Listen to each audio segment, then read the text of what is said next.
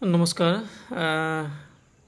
আজি আপোনালোকৰ বাবে এটা মানে খবৰ আনিছোঁ বুলি ক'ব পাৰি। খবৰটো এইটোৱেই যে এটা হাইকোৰ্টৰ পৰা আমাৰ যিটো গুৱাহাটী হাইকোৰ্ট, এই হাইকোৰ্টৰ পৰা এটা অৰ্ডাৰ ওলাইছেহি। এই যিটো অৰ্ডাৰ, এই অৰ্ডাৰটো আমাৰ DEEৰ অধীনত যিটো ভেৰিফিকেশ্যন চলি আছে, ফিজিকেল ডকুমেণ্ট ভেৰিফিকেশ্যন, ইয়াৰ লগত অলপ জড়িত হৈ আছে কথাটো।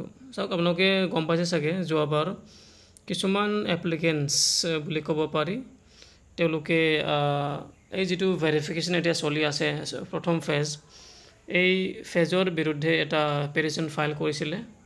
গতিকে এই পেটিশ্যন ফাইল কৰাৰে এইটো এটা ফলাফল হয় ক'বলৈ গ'লে। এইটো বহুতে হ'ব পাৰে ভুল বুজি আছে, গতিকে এই কাৰণে মই আপোনালোকক জনাম বুলি ভাবিছোঁ। এইবোৰ আপোনালোকে যিটো দেখি আছে, তেওঁলোক বহুত আছে, তেওঁলোক গোটেই পেটিশ্যনাৰ হয়। এতিয়া আমি যদি মেইন কথাটো জানিবলৈ যাওঁ, তেতিয়াহ'লে আমি তলত যাব লাগিব, একেবাৰে তলত 7 নম্বৰটো চালে আমি বুজি পাওঁ, আৰু ওপৰবোৰ যিমান আছে সেইবোৰ নাচালেও হয়, তথাপি আপোনালোকক দেখুৱাই দিছোঁ। 2 নম্বৰ যদি আপোনালোকে চাই চাগে বুজি পাইছে কথাটো। ইয়াত চাওক, ইণ্টাৰল'কাটৰী এপ্লিকেশ্যনছ হেভ বিন ফাইল বুলি কৈছে, মানে হিয়াৰিং বা জাজমেণ্ট হোৱাৰ আগতে এটা এপ্লিকেশ্যন দিয়া হৈছে, আৰু যে এটা বিষয়ৰ ওপৰত আপোনালোকে এটা জাজমেণ্ট দিয়ক বা এটা দিয়ক বুলি, এটা অৰ্ডাৰ দিয়ক বুলি। আৰু অৰ্ডাৰটো সেইটোৱেই যে ষ্টে হ'ব লাগে, যিটো ভেৰিফিকেশ্যন চলি আছে এইটো ষ্টে হ'ব লাগে বুলি, মানে এটা এপ্লিকেশ্যন বা দিছে আৰু, মানে ক'বলৈ গ'লে কথাটো তেনেকুৱা। এতিয়া আপোনালোকে যদি জানিব বিচাৰে কোনখন মানে কথা কৈছে, কোনখন ভেৰিফিকেশ্যন বুলি ক'লে সেইটোৱেই যিটো এতিয়া চলি আছে বৰ্তমান ভেৰিফিকেশ্যন, নহয় জানো? যিটো এডভাৰটাইজমেণ্ট 2023 চনৰ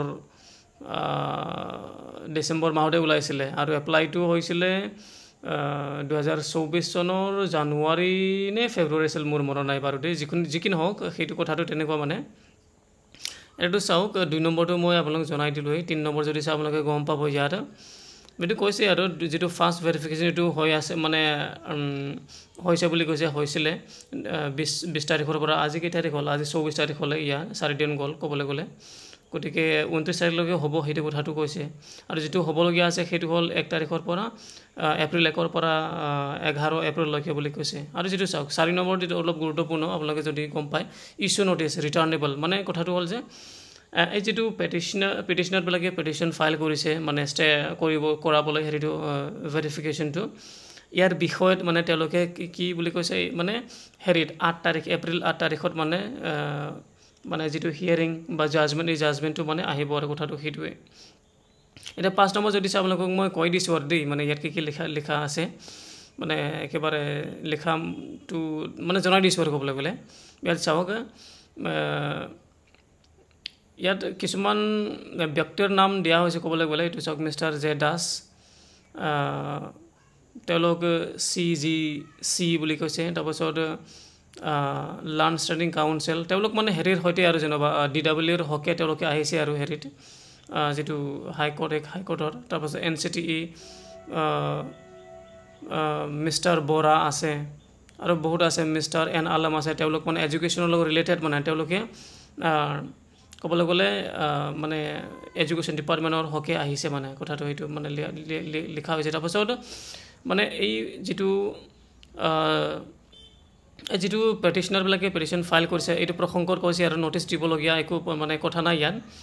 এইটো ক্ষেত্ৰত মানে এটা ছফ্ট কপি, মানে এটা নটিচ দি মানে পঠাই দিলে, সিহঁতৰ হাতত পঠাই দিলে বা দি দিলে হ'ব বুলি, মানে এইটো কথাটো কোৱা হৈছে। এইটো 5 নম্বৰত। আৰু যদি 6 নম্বৰ যাওঁ, 6 নম্বৰ কৈছে, after hearing the learned counsel for applicant, মানে যিবিলাকে পেটিশ্যন ফাইল কৰিছে, এই এপ্লিকেণ্টবিলাকৰ মানে যিটো লাৰ্ণ কাউন্সিল মানে সেইটোৱেই, মানে উকিলবোৰ আৰু লয়াৰবোৰ, এডভকেটবোৰ, তেওঁলোকৰ কথাটো মানে শুনাৰ পিছত বুলি কৈছে, যিটোৰ ওপৰত মানে অৰ্ডাৰ বা জাজমেণ্ট বা হিয়াৰিং কৰিবলগীয়া আছিলে, এইটো মানে কি কৈছে, ডিটাৰমিন কৰা হৈছে, মানে এটা সিদ্ধান্ত লোৱা হৈছে যে এইটো 8 তাৰিখত, এপ্ৰিল 8 তাৰিখত মানে এইটো মানে ফিক্সড কৰা হৈছে। মানে গতিকে এইটোৱেই কথাটো। আপোনালোকৰ যিটো ভাবি আছিলে যে ডকুমেণ্ট ভেৰিফিকেশ্যনটো এতিয়া পষ্টপন হ'ল নেকি, বা স্থগিত ৰখা হ'ল নেকি, কথাটো তেনেকুৱা নহয়। ইয়াৰ মানে পষ্টপন কৰা হোৱা নাই, মেইনটো 7 নম্বৰতহে আছে, মানে কথাটো ক'বলৈ গ'লে। চাওক, in the event the connected written petitions are not taken up on the next fixed এইটো চাওক আপোনালোকৰ যিটো মানে পেটিশ্যন ফাইল কৰা হৈছে সেইটো মানে